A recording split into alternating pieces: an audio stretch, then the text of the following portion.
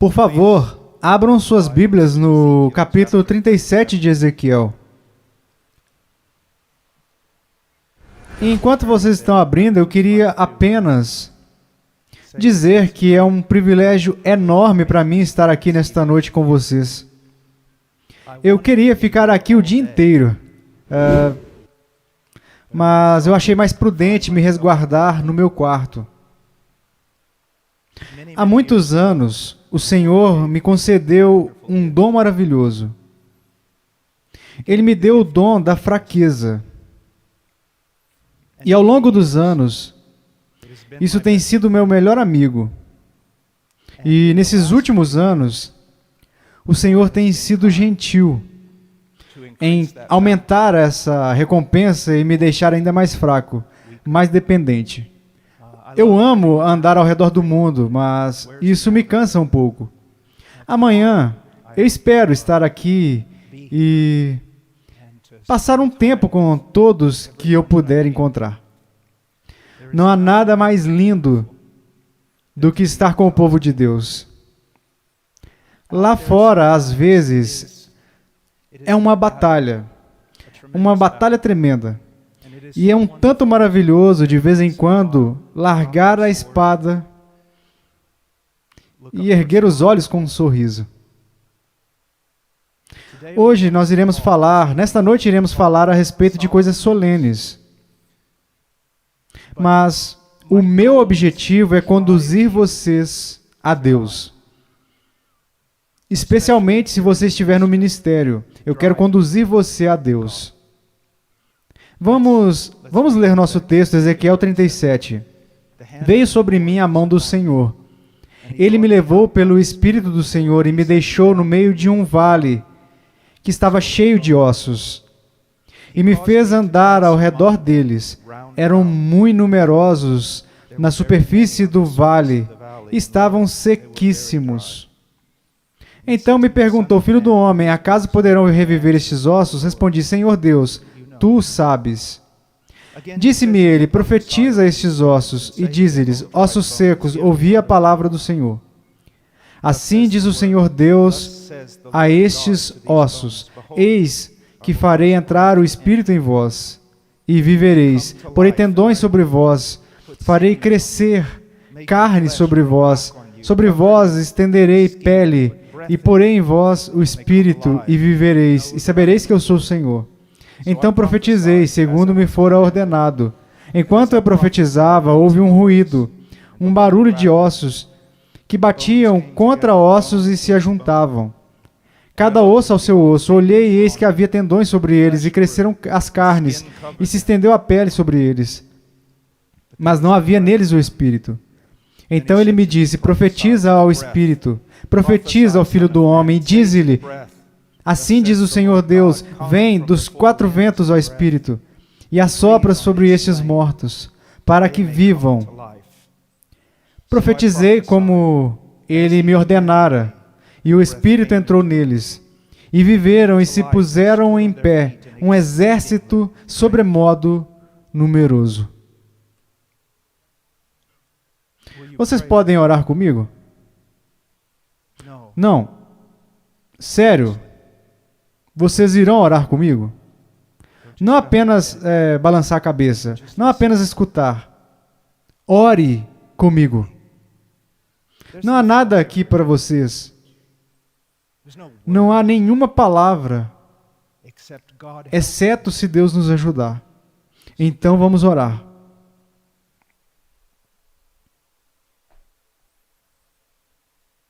Pai, ó Pai, eu te louvo. Nós te louvamos, nós te adoramos. Sabemos, ó Deus, que não há ninguém como ti, e os céus ou a terra, ou debaixo da terra, não há nada como o Senhor. O Senhor é absolutamente surpreendente. Seu nome é lindo, Pai, nós nos achegamos a ti, o Senhor nos conhece. O Senhor sabe e conhece as nossas necessidades. E Cristo, à sua destra, conhece a nossa necessidade, o Espírito que habita em nós. intercede, porque Ele nos conhece. Então nos ajude, Senhor. O mundo é enorme e está obscuro. Está contra nós. Está tudo arquitetado contra nós. Então, Senhor, está contra o seu povo. Nós precisamos de Ti. Precisamos que o Senhor faça por nós o que nós não podemos fazer sozinhos. E, Senhor, nisso nós precisamos de Ti para levantar homens. Ó Deus,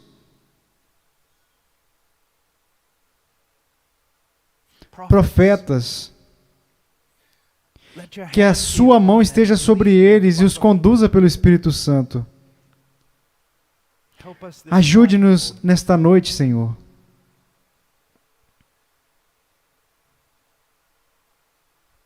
Senhor, se os burros podem falar por Ti e as rochas podem louvá-lo, nos ajude. Eu sei que o Senhor me ouve. Eu sei que o Senhor nos ouve. Em nome de Jesus. Amém. Eu quero ler os 3 primeiros versículos mais uma vez. Veio sobre mim a mão do Senhor, Ele me levou pelo Espírito do Senhor e me deixou no meio de um vale que estava cheio de ossos. Aqui está a chave. E me fez andar. Ele usa essa palavra em outros lugares em Ezequiel, isso é muito importante. Ele me fez andar ao redor deles. Ele não para aqui, presta atenção. Andar ao redor deles. Eram muito numerosos na superfície do vale, estavam sequíssimos. Ora, o propósito deste sermão é para vocês enxergarem. O meu desejo é que vocês enxerguem absolutamente as impossibilidades. A impossibilidade absoluta da salvação de um homem, a impossibilidade absoluta da extensão do reino de Cristo. Veja bem, o problema de vocês nunca é que você reconhece alguma fraqueza. O seu problema é que você não as reconhece de maneira suficiente. O seu problema não é que você é fraco. O problema é que você não sabe o quão fraco você é. E quão grande é a batalha, e quão impossível é a tarefa que nos foi concedida. E se eu pudesse, eu faria com que o Senhor segurasse cada ministro de Cristo pela nuca e mergulhasse a sua face em túmulos. E fizesse com eles o que ele fez aqui com Ezequiel. Fazer com que eles andem no meio, por toda parte, olhando cada túmulo, túmulo após túmulo, e vendo que não há nada exceto o osso seco. O primeiro passo para o poder espiritual é reconhecer a sua impotência. E a grandeza de Deus. Isso é o que eu quero que vocês vejam. Nós temos um mundo para ganhar. Não pense que estou aqui nesta noite dizendo que tudo está em trevas e obscuro e devemos dar a volta por aí até a segunda vinda. Não, nós temos um mundo para ganhar. Nós temos nações para salvar. Nós temos dragões para combater. Isso tem que ser feito, mas não pode ser feito no poder de um homem. Mas pode ser feito no poder de Deus. E é por isso que esta conferência é tão importante. Eu espero que isso sirva para vocês, o fato de que os homens são criados imagodei, na imagem de Deus, e que você deve ver o valor em cada homem, mas espero que esta conferência possa mostrar algo mais, mostrar a vocês a queda e a escuridão do homem, a impossibilidade de os homens serem salvos. A parte da obra sobrenatural do Espírito Santo. Eu creio que durante a regeneração de uma alma irá se manifestar um poder de Deus ainda maior do que na própria criação do universo, porque Ele criou o universo ex nihilo, do nada, mas quando Ele salva um homem, Ele recria uma enorme humanidade caída e corrupta e transforma isso em algo glorioso, um filho de Deus. Pode ser feito. O reino pode e será avançado, mas não pelo seu poder. E não pelo meu, mas pelo poder de Deus. Oh, conceda-me, homens fracos, e eu irei virar o mundo de cabeça para baixo. Então agora, para entender a impossibilidade disso, nós temos que olhar por um momento para o homem. E não apenas para o homem, mas para a nossa cultura. E eu quero que vocês pensem agora a respeito do que é o homem. As Escrituras dizem, as Escrituras testificam que o homem está espiritualmente morto. Agora, o que isso significa? O que isso significa? Ora, eu quero que a gente marque aqui por um momento e que a gente vá para uma das melhores explicações em todas as Escrituras, e está em Efésios capítulo 2. Agora, nós não vamos muito longe neste texto, mas temos muito a dizer nessa noite também. Eu quero que vocês vejam as coisas debaixo de uma perspectiva diferente.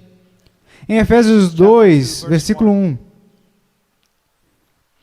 diz: Ele vos deu vida, estando vós mortos nos vossos delitos e pecados,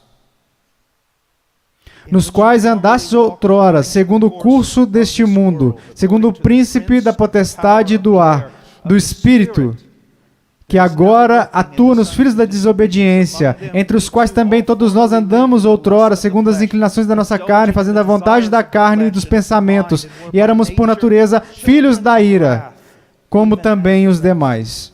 Agora,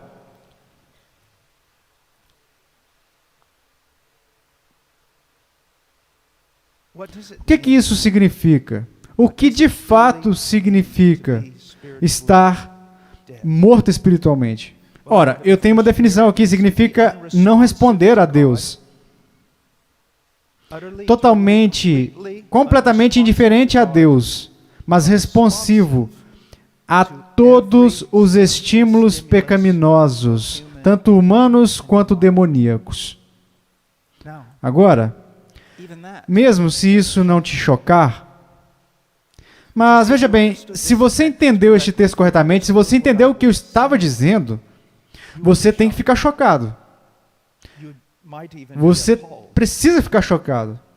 E veja, esse é o trabalho do pregador. Você olha para este texto e você boceja. Você olha para este texto e você coloca numa categoria da doutrina reformada, quando você deveria olhar para este texto e chorar. O que está dizendo sobre o homem? Ora, pense sobre isso. Ora, antes de chegarmos ali, vamos ver o que não está dizendo. Não está dizendo que o homem está flutuando na tempestade e está rogando pela ajuda de Deus. Não está dizendo que o homem está boiando inconsciente na água e precisa ser reanimado só um pouquinho para que ele estenda a sua mão e aí um Salvador possa segurá-lo e salvá-lo. O que está dizendo?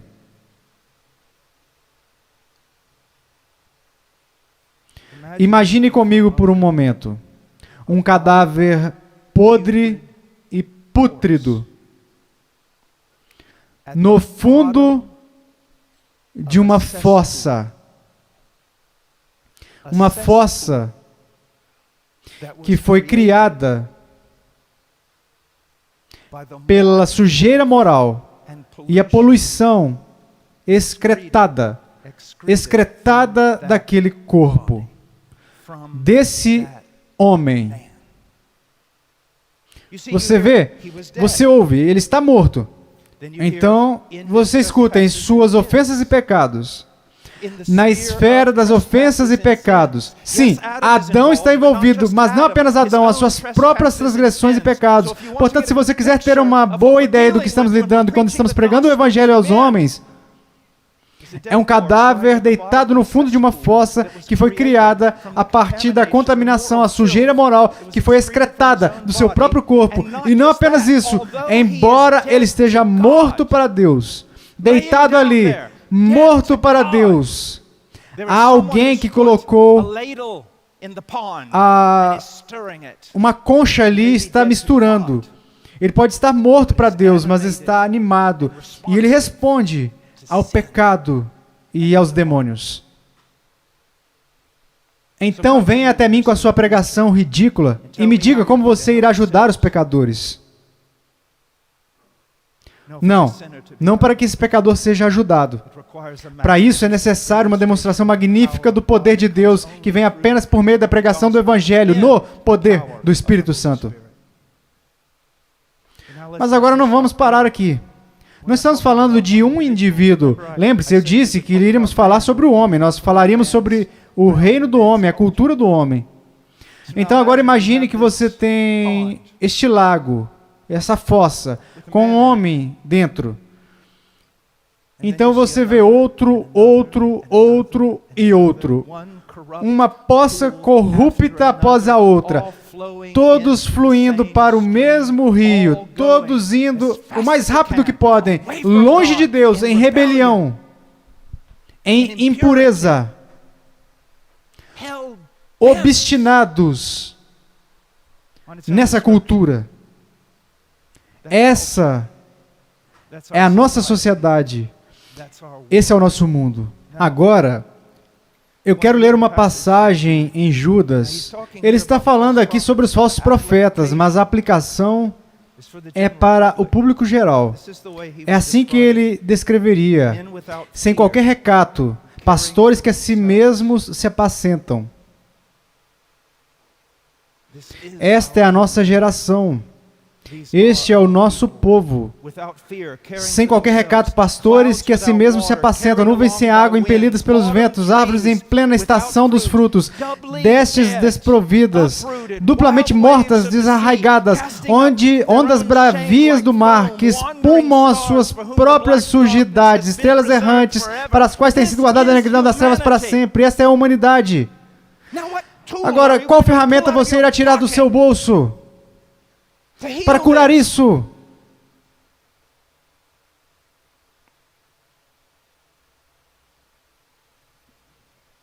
Ora, quando falamos sobre morte espiritual, chegamos imediatamente ao que alguns diriam e chamariam de um problema teológico, filosófico e ético. E principalmente esse problema evoluiu porque os homens não entendem corretamente a doutrina da morte espiritual. Aqui está a ideia. Dizer que um homem está espiritualmente morto significa que ele não pode ir até Deus, que ele não pode obedecer a Deus e que ele não pode agradar a Deus de jeito nenhum. Sendo esse o caso, como esse homem pode ser responsabilizado pelos seus atos? A resposta: a incapacidade do homem, a sua impotência é moral. O homem não pode, porque ele não irá fazer. E ele não irá fazer, porque ele odeia a Deus. E ele odeia a Deus, porque Deus é bom.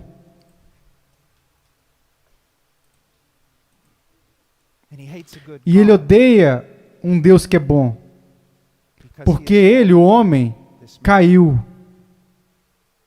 Ele é corrupto. Ele odeia a luz. Ele ama as trevas.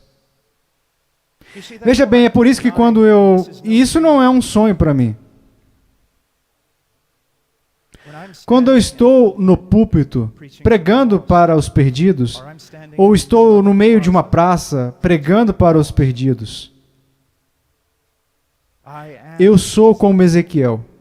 E eu estou em um vale de ossos secos. E não há nada que possa ser feito por essas pessoas. Mas Deus pode. Mas Deus pode. Mas Deus pode. Agora, Deixe-me dizer dessa forma: incapacidade espiritual. A incapacidade espiritual do homem é o resultado da sua hostilidade voluntária. Agora eu quero dar a vocês uma ilustração. Se Deus desse um livro, o seu livro, a um cego, então condenasse esse cego porque ele não consegue ler o livro, isso seria injusto. Mas esse não é o caso.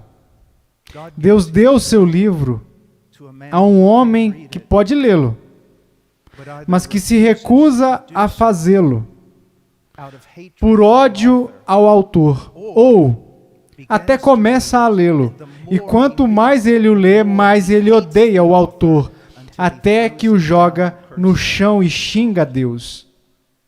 Portanto, essa criatura, este homem, é totalmente responsável, porque é moral. Não é que ele não consegue enxergar. Ele pode enxergar, mas ele não quer.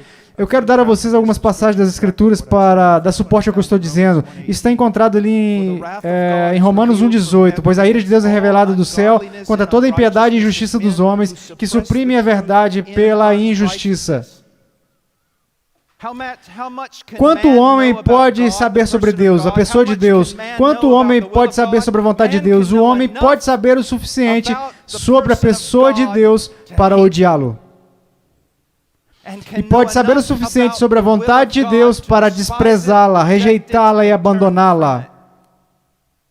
Portanto, o homem é culpado. Há um princípio que eu quero compartilhar com vocês, está em Gênesis 37:4. Apenas escute. Isso tem a ver com José e os seus irmãos. Diz, os seus irmãos de José, viram que seu pai o amava mais do que todos os seus irmãos e assim o odiavam. E não suportavam falar com ele de forma amigável. Eles não podiam dizer uma palavra gentil para ele. Agora pense sobre isso. Eles falavam a mesma língua. Viviam próximos, mas o hebraico é bem claro. Eles não podiam, era impossível para eles falarem uma palavra gentil ao José. Por quê? Porque eles o odiavam. A maioria de nós que está no ministério há algum tempo já se deparou com casais que estão à beira do divórcio. E você diz a um deles, você precisa perdoar, você precisa perdoar, você precisa perdoar. E o homem ou a mulher cerra os punhos e diz, eu não posso perdoá-lo. Por quê? Porque eu o odeio. Porque eu o odeio. Vejamos João capítulo 3.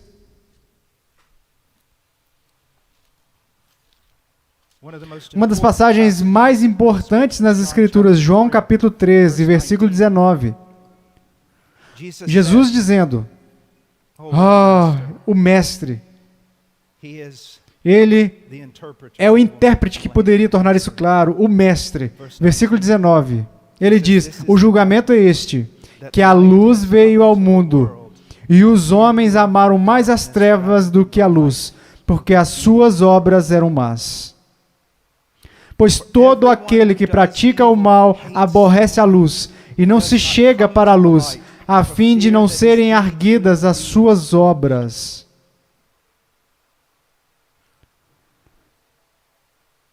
Eu tive um amigo há muitos anos na faculdade, e ele era um cara estranho. Eu quero dizer, ele pregava para qualquer um. E íamos pregar juntos nas ruas. E um dia ele tinha um olhar louco nos seus olhos. E ele disse, sabe de uma coisa? Ele disse, veja isso. Então estávamos parados em um lugar lotado e ele gritou, Buda! O mais alto que ele podia. Basicamente ninguém prestou atenção nele. E ele disse, Maomé!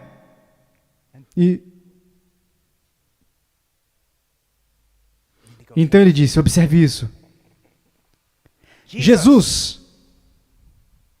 E a reação, ainda lá naquela época, há quase 40 anos, foi impressionante.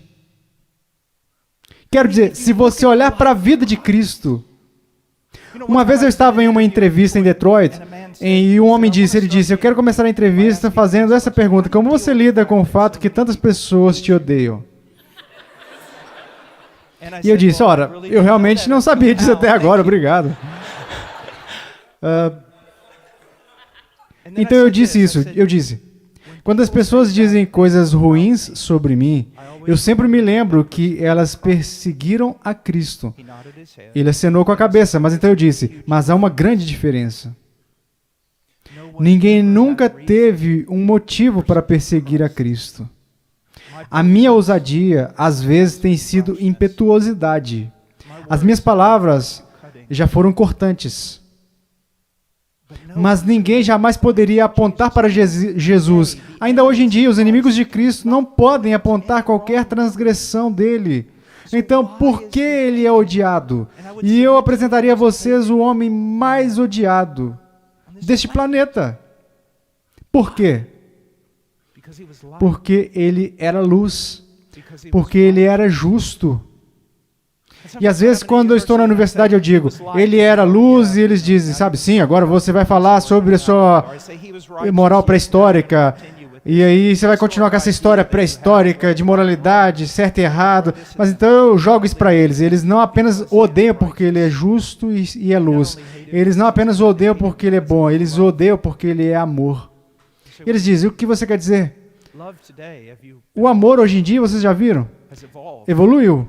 O amor costumava ser definido como está nas Escrituras, creio. Autodoação, se doar. Mas hoje em dia o amor é o amor a si próprio. Então, quando alguém como Cristo aparece, ou o nosso Evangelho aparece, isso os inflama.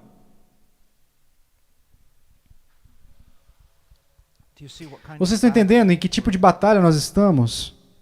Veja, às vezes, e eu conheço alguns bons teólogos que erraram nessa área. Quero dizer, quando você pensa, eu vou mudar por um minuto, quando você pensa no inferno, é terrível pensar nisso. Quero dizer, se você realmente pensar a respeito disso, e tantos teólogos tentaram dançar em torno disso e explicar isso, que não há, ou que o homem é apenas aniquilado e pronto.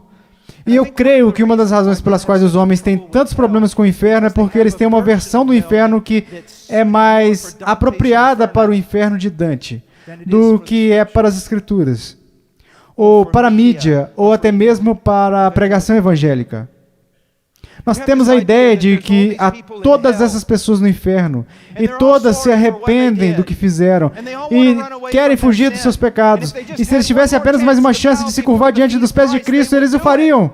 Esse não é o caso. Eu aprendi que em Romanos 1, eles eram totalmente e completamente entregues à sua própria luxúria e ao seu próprio mal. E se Deus condescendesse e permanecesse no inferno, abrisse as portas do inferno e dissesse a todos lá agora, saiam. Reconheçam-me como Deus e saiam. Eles correriam para a porta. Eles correriam para a porta e a fechariam com toda a força e diziam, preferimos apodrecer no inferno do que ficar na presença da sua justiça. Quando nós estamos pregando o Evangelho, nós precisamos entender que não há poder na eloquência de um homem. Não há intelecto que seja suficiente. Uma obra sobrenatural de Deus tem que ocorrer, e ocorre quando um homem se apega ao Evangelho e prega o Evangelho. Ora, até aqui, eu descrevi o homem. Deixe-me usar um termo bíblico. Eu descrevi o homem quando a árvore está verde. Esta é a representação normal do homem. Mas agora eis o que eu quero dizer a vocês. Não estamos vivendo de uma maneira normal. O que eu quero dizer?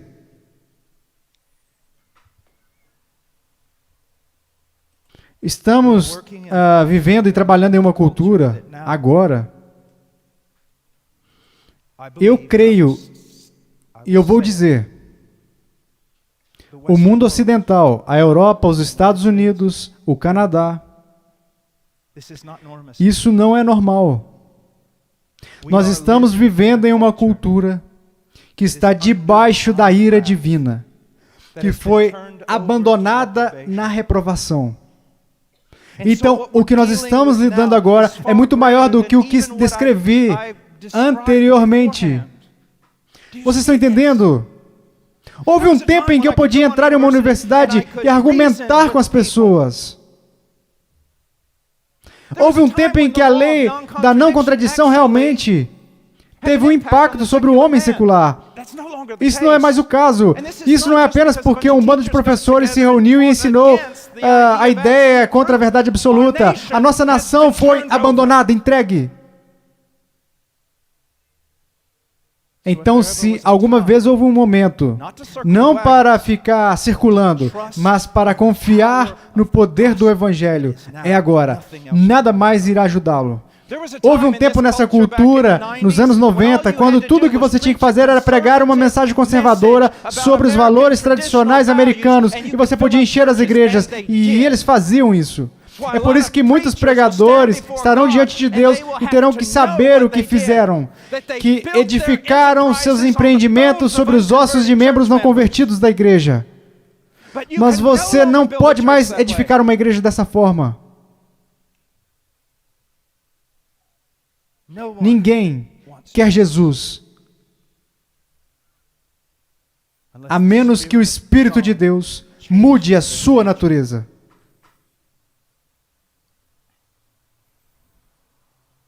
Eu quero ler bem rápido. O tempo está passando, mas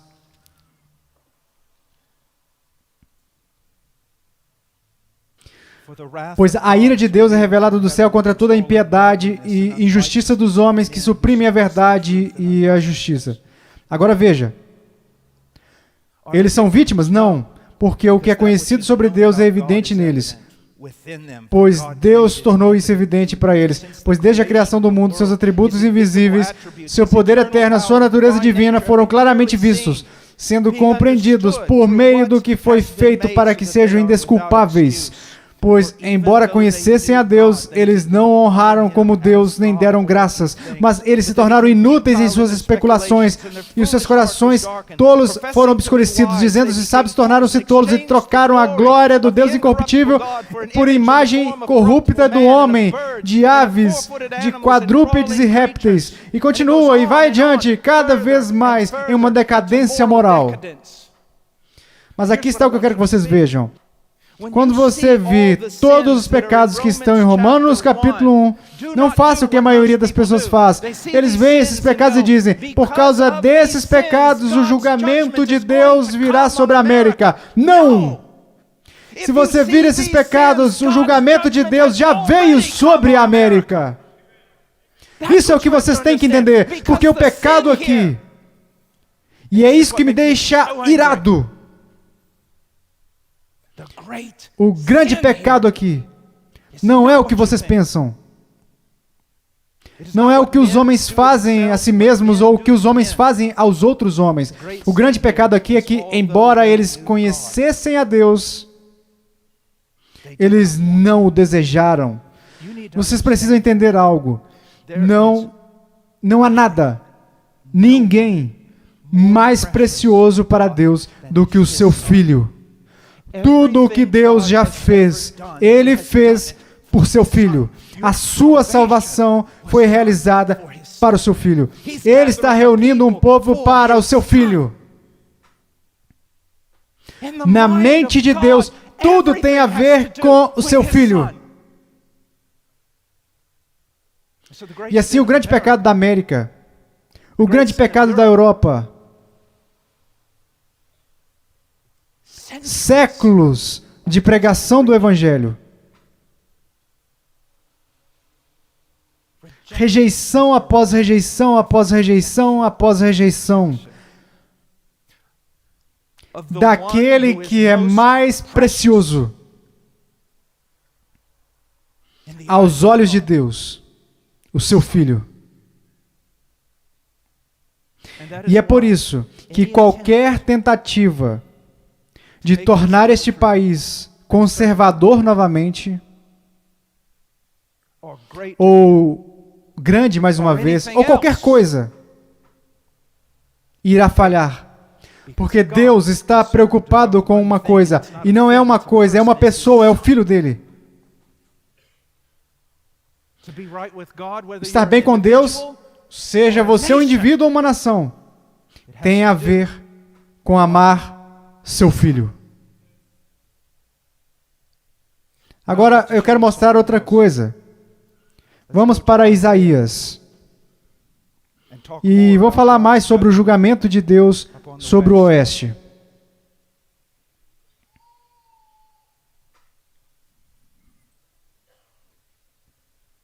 Se isso não é evidente para vocês, eu não sei como tornar isso evidente. Fica por conta própria, mesmo sem exposição. Por causa do pecado da nação de Israel. Versículo 1, Isaías capítulo 3. Porque eis que o Senhor dos Exércitos, tira de Jerusalém e de Judá o sustento e o apoio, todo sustento de pão e todo sustento de água. Você acha isso assustador? Apenas aguarde. Versículo 2.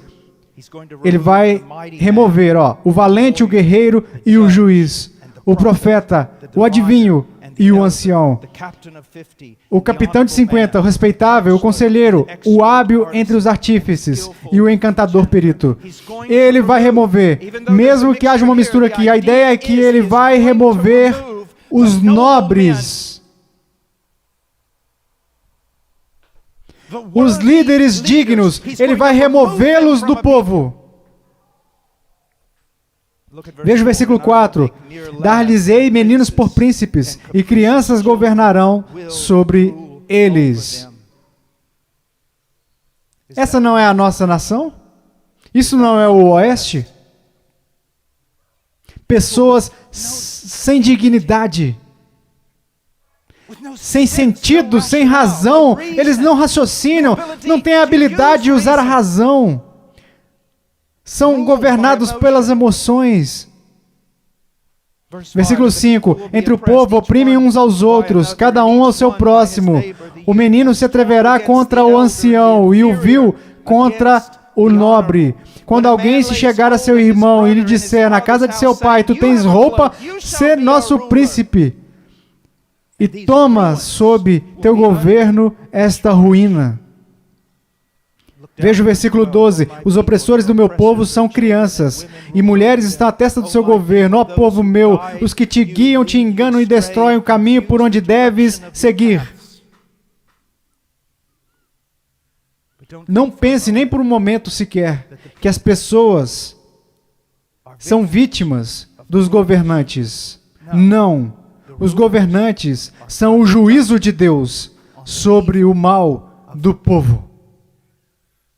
Então você pode fazer para mim uma longa lista de todos esses crimes individuais que você tanto odeia, que são flagrantes na nossa sociedade. E eu vou apagar todos e dizer que é uma coisa em particular que se destaca exponencialmente acima de todo o resto, e é a maneira como tratamos o filho dele.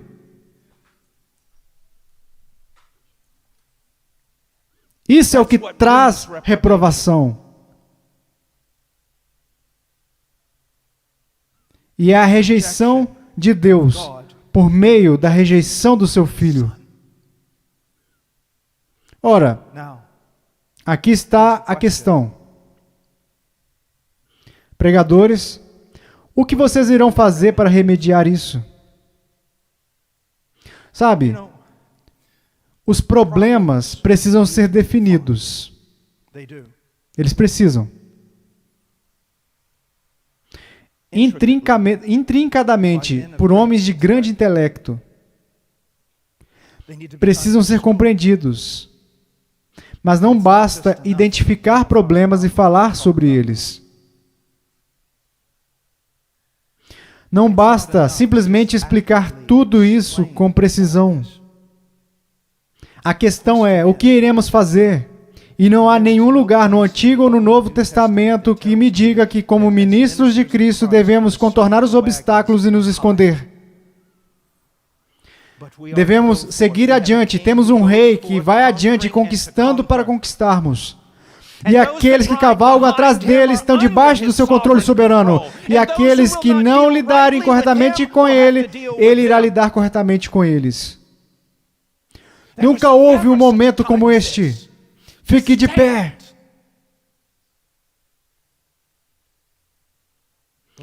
Mas com uma bandeira: Cristo.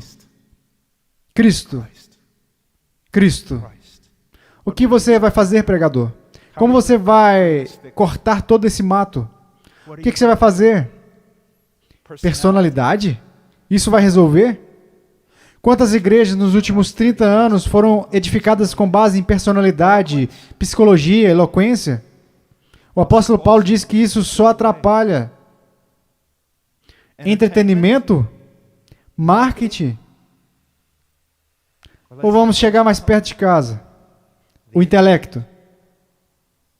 Ora, não se engane, o intelecto é extremamente importante. Devemos crescer no conhecimento de Cristo, e esse é o fundamento para todos os outros crescimentos. Mas apenas o intelecto? Uma vez, creio que estava falando com o antigo Richard Owen Roberts, o antigo avivalista.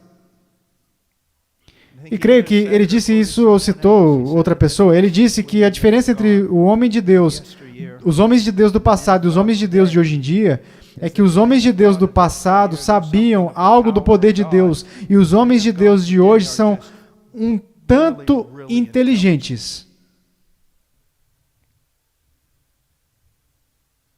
Agora, todos nós poderíamos ter uma dose de inteligência, mas isso não é suficiente. Não é suficiente. Também, você vai ganhar o dia com sensibilidade cultural? Creio que os últimos 2 anos provam que eu estou certo, que um dia estarei sentado na prisão,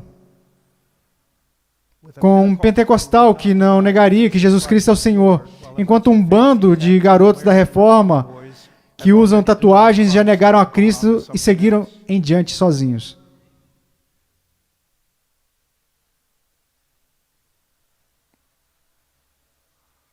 O que nós iremos fazer? Iremos dar uma trégua à cultura? Trabalhar até a morte para tentar provar a eles que não somos tão burros quanto eles pensam que somos?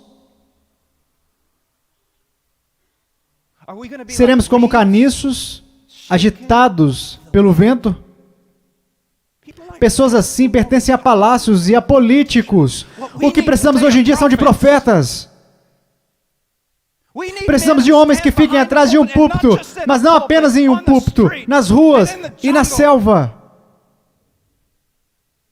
Que clamem, assim diz o Senhor, não porque receberam uma visão, mas porque têm o texto e conhecem a Deus. Sabe, eu quero dizer a vocês o seguinte: todos esses versículos nas Escrituras sobre pregar com poder, nunca se esqueçam, pregadores, eles foram escritos por um homem que não estava pregando em um belo púlpito com todos dizendo amém, maravilhados com sua eloquência. Foi escrito por um homem que foi espancado praticamente até a morte quase todas as vezes que pregou. O poder não é necessário para homens protegidos. O poder não é necessário para homens que estão seguros. O poder é necessário quando você sai e se lança no meio do campo do inimigo. Como Eleazar, você segura a espada e balança até sua mão ficar firme nela. Às vezes eu entro na internet e vejo esses meninos que saem na rua pregando. Alguns deles não têm o conhecimento bíblico que Deus deu a um ganso. Mas eles estão pregando. Dê-me um monte desses homens. É assim que você muda o mundo. Vamos voltar para Ezequiel. Como era esse profeta? Diz no versículo 1. Veio sobre mim a mão do Senhor, e Ele me levou pelo Espírito do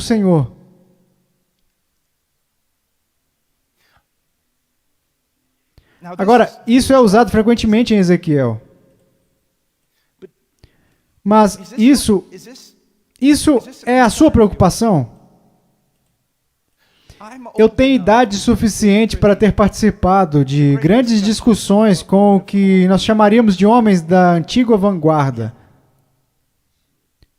Não apenas os calvinistas da antiga vanguarda, mas Henry Hill, abundância de leitura de Tozer e outros. Nós adoraríamos fazer isso. Você é um homem de Deus. Não que você seja grande, não que você esteja fazendo conferências, não que seu nome esteja em todos os lugares, mas Ele conhece você em particular. O seu nome é conhecido no céu. Ele escuta você. Você passa a madrugada com Ele, você é um homem de Deus, a mão dele está sobre você, você pode estar pastoreando 25 pessoas, mas você é um homem de Deus. Você tem essa segurança.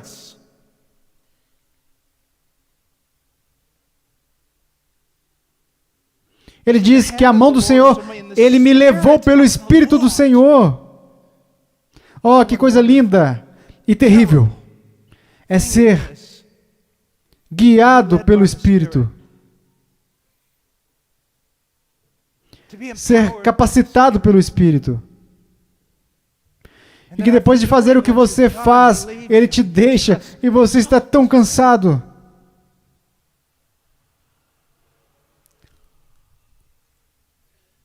Eu não irei permitir que uma multidão de hereges, ensinando uma multidão de falsas doutrinas sobre o Espírito Santo, roube a minha herança de mim.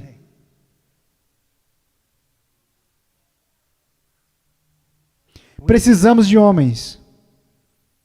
Para fazer o quê? Para estar constantemente clamando pela manifestação cada vez maior da vida e do poder do Espírito Santo em suas próprias vidas e na igreja.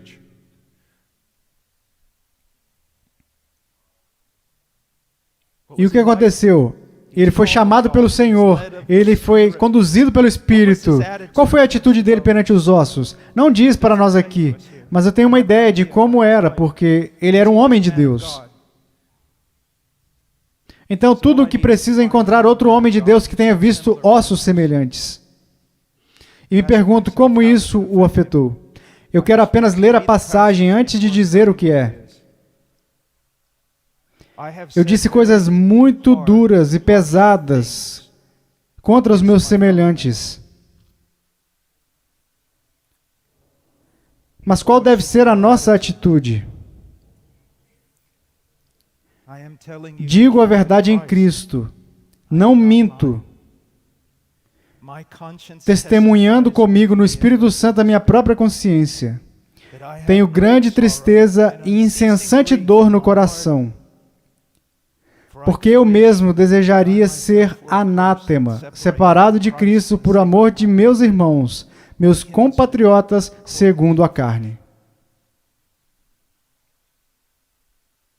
Como você enxerga o que na sua categoria pareceria o pecador mais vil?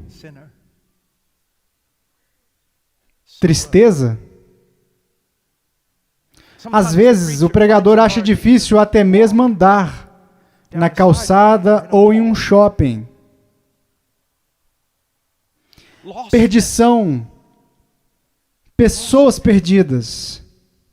Pessoas machucadas. Seus olhos têm cores diferentes. Os nomes são diferentes. Eles sangram quando são cortados. Quando você olha para a cultura, às vezes temos um desejo, vemos as notícias e queremos derramar maldição do alto. Queremos que o fogo caia do céu. Mas a única razão pela qual você está sentado aqui e não foi amaldiçoado por Deus é a graça soberana dele. Isso deve significar algo para vocês. Ouça o que Paulo, aqui em Romanos 9, foi Paulo, claro, mas veja o que ele diz em outra passagem. Se vocês puderem aguentar só por um minutinho, deixa eu achar. Ele diz: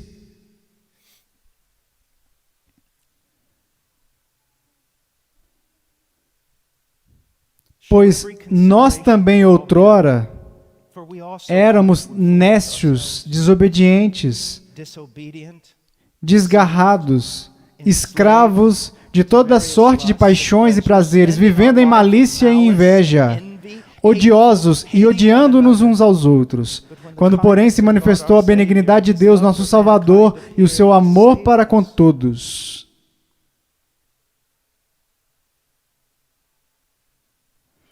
Às vezes eles dizem ao pregador: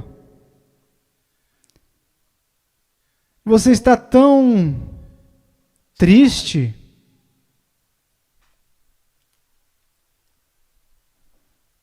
Sim.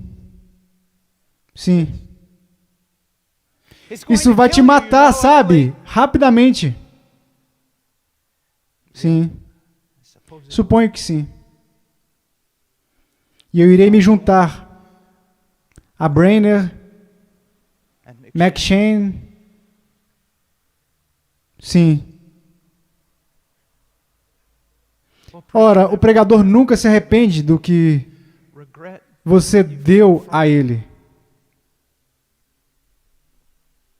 Somos administradores do Evangelho de Jesus Cristo. Com um título como esse, você não precisa de reputação. Você pode lavar os pés de qualquer um, até mesmo do seu inimigo. Vamos, sabe, nos últimos 20 anos, ouvimos isso várias vezes e é tão verdade. É tudo sobre a glória de Deus, tudo sobre a glória de Deus, tudo sobre a glória de Deus. Isso é tão verdade. Não pode ser enfatizado o suficiente, mas lembre-se, há um segundo mandamento semelhante a esse.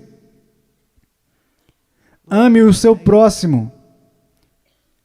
Ame as pessoas. Ame o pior deles. Eu suponho que seja uma coisa terrível ser um grande pecador antes de se converter. Mas posso falar por experiência própria, que contém uma bênção amarga. Você se lembra do que foi?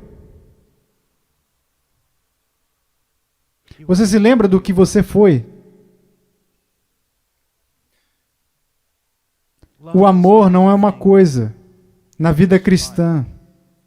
Ele é a coisa.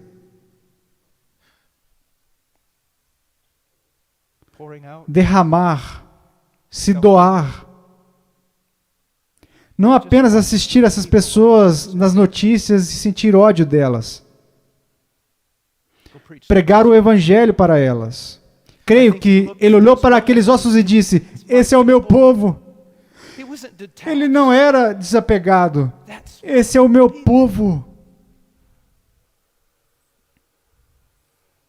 Qual foi a atitude do profeta quando viu os ossos?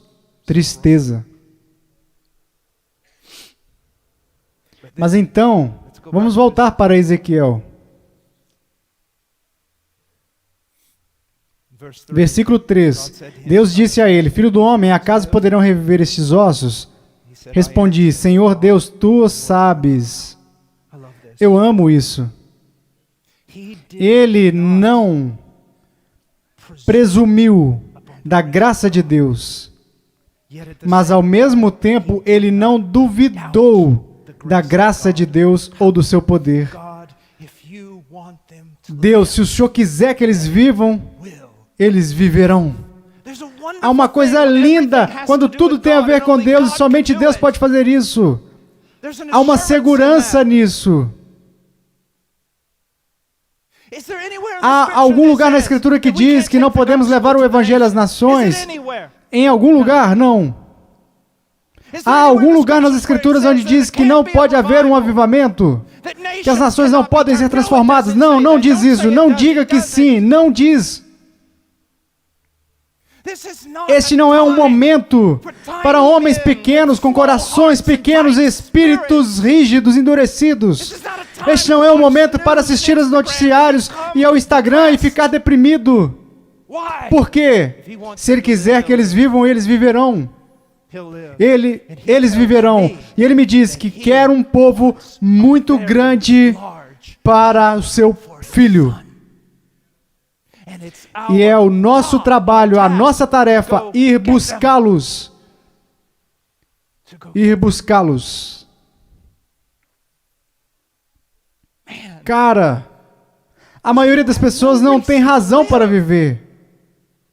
Nós temos uma razão para viver e para morrer.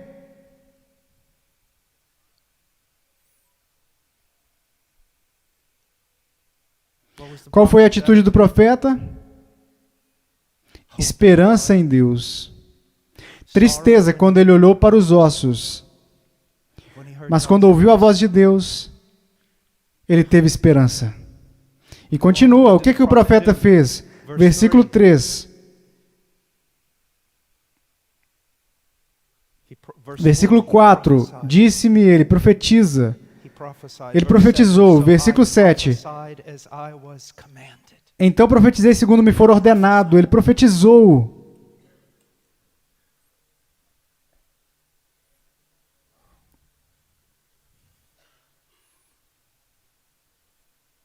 Há poder nessa palavra. Ele pronunciou a palavra de Deus. Se você é um pregador aqui, que privilégio foi dado a você para profetizar,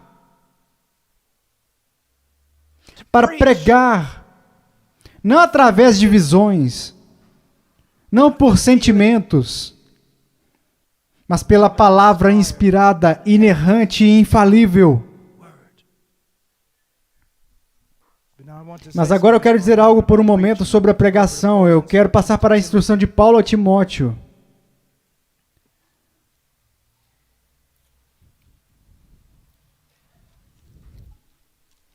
Uma passagem que vocês conhecem, mas apenas escute. Toda a escritura é inspirada por Deus e útil para o ensino, para a repreensão, para a correção, para a educação na justiça, a fim de que o homem de Deus seja perfeito e perfeitamente habilitado para toda boa obra. Conjuro-te perante Deus e Cristo Jesus, que há de julgar vivos e mortos pela sua manifestação e pelo seu reino. Prega a palavra.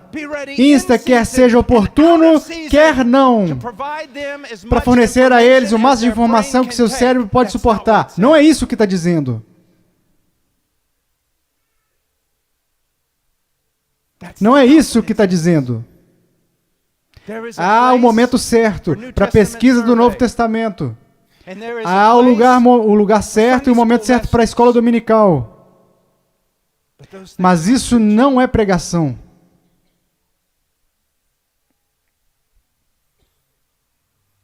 Você está feliz com o seu sermão? Porque acertou todas as palavras? Porque o seu trabalho exegético foi tão cuidadoso?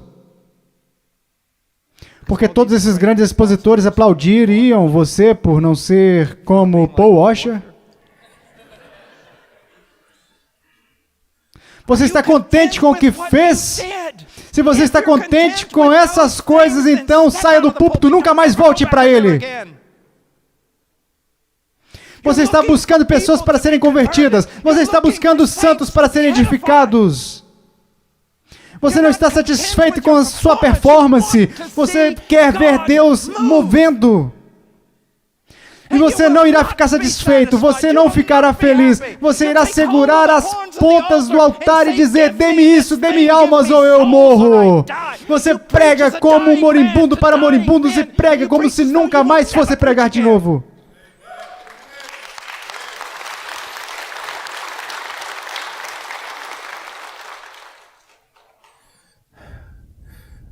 A sutileza de algumas das nossas pregações minou a força de vocês. Agora, não me interpretem errado. Se o Steve Lawson vier aqui com uma das suas aulas de pregação expositiva, participe. Eu estou pensando em levar alguns para mim. Mas isso não é tudo. E se o Steve estivesse aqui agora, ele estaria gritando aleluia. Oh, pregadores, pregadores, é uma coisa perigosa. É perigoso para o homem se ele pregar errado. Porque um dia ele estará diante de Deus e terá que dar resposta, conta por cada palavra. Mas é perigoso para a congregação se ele pregar corretamente. Porque eles estarão diante de Deus e terão que dar uma resposta para cada palavra. A pregação é perigosa. Precisamos de homens perigosos. Ele pregou. Ele pregou. Eu não vou conseguir chegar até a última parte, mas eu quero passar rapidamente para ela. Ele não apenas pregou. Observe no 7, ele disse: então profetizei segundo me for ordenado. Enquanto eu profetizava, houve um ruído, um barulho de ossos que batiam contra ossos e se ajuntavam cada osso ao seu osso. Olhei, eis que havia tendões sobre eles e cresceram as carnes e se estendeu a pele sobre eles, mas não havia neles o espírito. Conversão e barulho são duas coisas completamente diferentes. Uma transformação moral não é uma conversão. Frequentar a igreja não é uma conversão. E eu temo que muitos pregadores tocam na arca de Deus para confirmar ou colocar alguma afirmação em uma pessoa que ainda não se converteu. O pregador, ele tem que arar, semear e regar. E sim, a conversão pode vir em um momento, ou pode demorar meses, nos quais o pastor fiel volta repetidamente. Há uma história que eu amo compartilhar, eu já contei ela 1 milhão de vezes. Quando eu estava perto do Alasca, eu estava pregando e havia um senhor. Quando eu subi no púlpito, era um homem monstruoso. Ele era o ser humano mais triste que eu já tinha conhecido. E depois que eu terminei de pregar, imediatamente eu comecei a pregar o evangelho e havia apenas algumas pessoas lá. Na verdade, talvez 20. E quando eu terminei, eu fui direto até ele e eu disse: Senhor, o que há de errado contigo? E ele disse: o médico acabou de me dizer que eu vou morrer. Eu disse: quando? Ele disse: eu tenho cerca de 2 meses. E eu disse: eu vou fazer o seguinte, eu vou cancelar o meu voo amanhã. E eu vou sentar aqui com você e pregar este evangelho para ti até que uma de 2 coisas aconteça: que você se converta ou você morra e vá para o inferno. E nos sentamos naquela noite, e o que você faz? Eu disse: você entende a mensagem que eu preguei? E ele disse: claro, uma criança teria entendido isso. O que a maioria dos pregadores teria feito? Tudo bem, você gostaria de fazer essa oração? Mas ele disse: é isso? Acabei de entender, e é isso? E eu disse: não. Então passamos do Antigo Testamento para o Novo, por mais de 1 hora, falando sobre arrependimento e fé, apenas lendo as Escrituras, porque a fé vem pelo ouvir e ler as Escrituras, explicando elas. Isso é arrependimento, isso é fé, isso é arrependimento, isso é fé, é por isso que ele morreu.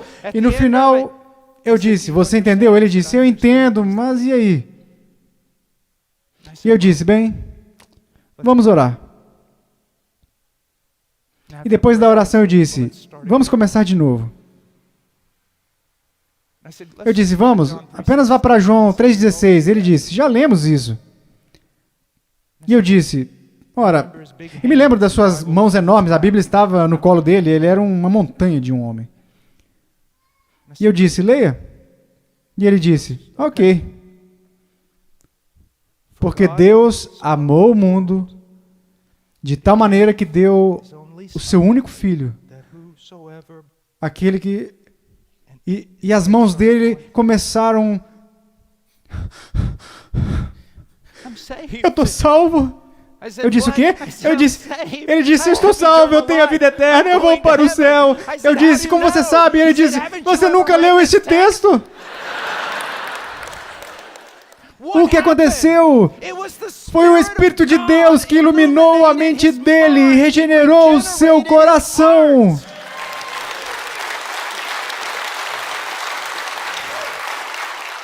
E eu não precisei convencê-lo de que ele iria para o céu. Oh, há tanto poder no Evangelho.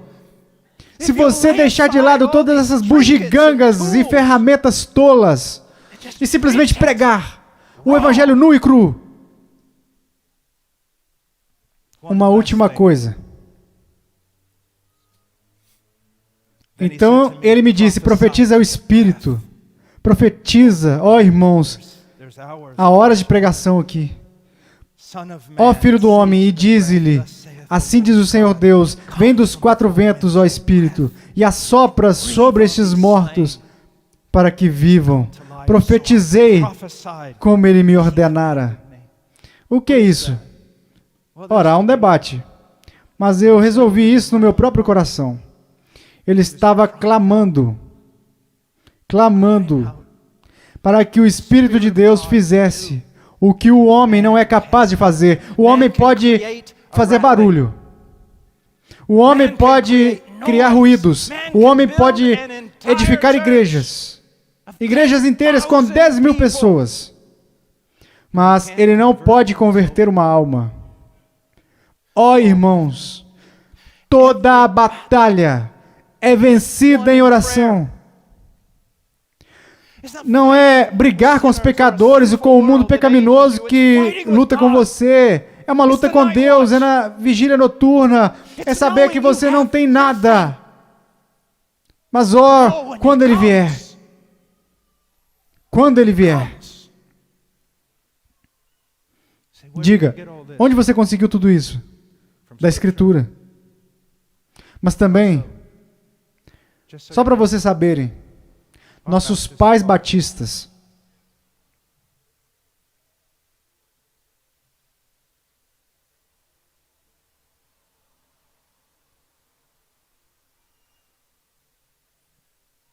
homens da palavra, homens de oração, que acreditam em um Deus sobrenatural, que faz uma obra sobrenatural no coração de um homem e o transforma em algo que ele não era antes, um filho de Deus. Vamos orar. Pai, obrigado por sua palavra e obrigado pelo seu Espírito. Ó Deus, obrigado por cada pessoa aqui que pertence a Ti.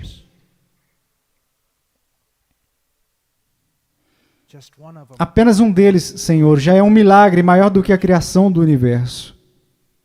Ó, louvado seja o seu Filho. Ó, seu Filho e o seu Evangelho. Poderoso para salvar. Poderoso para salvar. Ó, que Filho.